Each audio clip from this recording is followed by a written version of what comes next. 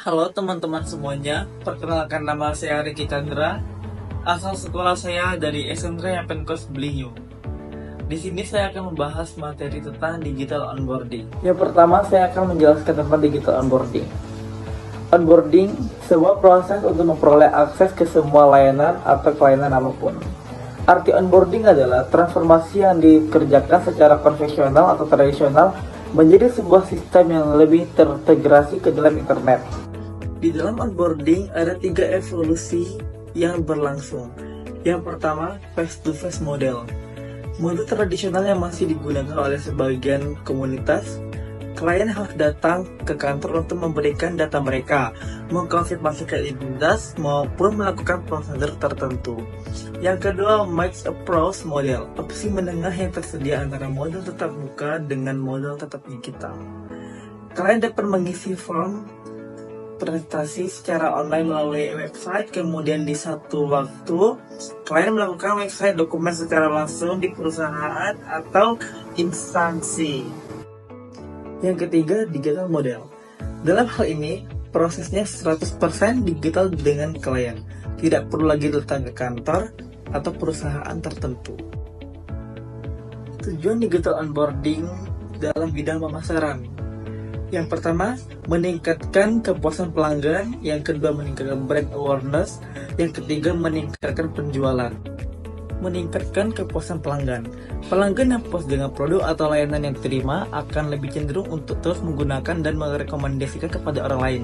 Digital onboarding yang baik dapat membantu meningkatkan kepuasan pelanggan. Yang kedua, meningkatkan brand awareness.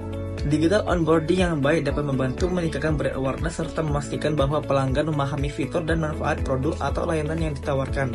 Hal tersebut dapat meningkatkan minat pelanggan terhadap produk atau layanan perusahaan. Untuk meningkatkan brand, terdapat beberapa strategi yang dapat dilakukan sebagai berikut. Yang pertama, memperkuat postingan brand. Yang kedua, membuat komitmen terhadap kualitas. Yang ketiga, menjaga konsistensi brand. Yang keempat, menjadi aktif di media sosial. Meningkatkan penjualan. Untuk membantu pelanggan memahami dan menggunakan produk dengan benar, perusahaan dapat meningkatkan tingkat penjualan dengan memberikan pelanggan lebih banyak alasan untuk terus menggunakan produk atau layanan tersebut. Manfaat. Yang pertama, meningkatkan efisiensi. Yang kedua, mudah, cepat, dan aman. Yang ketiga, menghemat biaya operasional. Yang keempat, hasil langsung. Yang kelima, persiapan dan peluncuran cepat. Yang keenam, pengoptimalan campaign berkelanjutan. Yang ketujuh, mendapatkan feedback. Penerapan digital onboarding pada bisnis. Yang pertama, perusahaan perbankan. Penerapan digital dalam bisnis perbankan dapat dilakukan dalam berbagai aspek berikut. Yang pertama, mobile banking. Yang kedua, internet banking. Yang ketiga, chatbot. Yang keempat, pembayaran digital. Yang kelima, analisis data. Yang keenam, keamanan. Yang ketujuh, blockchain. Yang B, perusahaan asuransi. Contoh, pengumpulan data melalui aplikasi mobile atau website. Klien dapat mengisi formulir online, mengirimkan dokumen, dan melakukan pembayaran premium secara online.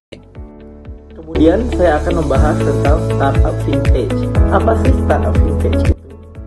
Startup vintage, proses autentifikasi atau verifikasi dapat digunakan. Terlebih startup vintage yang berbasis digital tentunya perlu key verification untuk menjaring calon nasabah di luar daerah yang dapat dijangkau dengan cara tatap muka.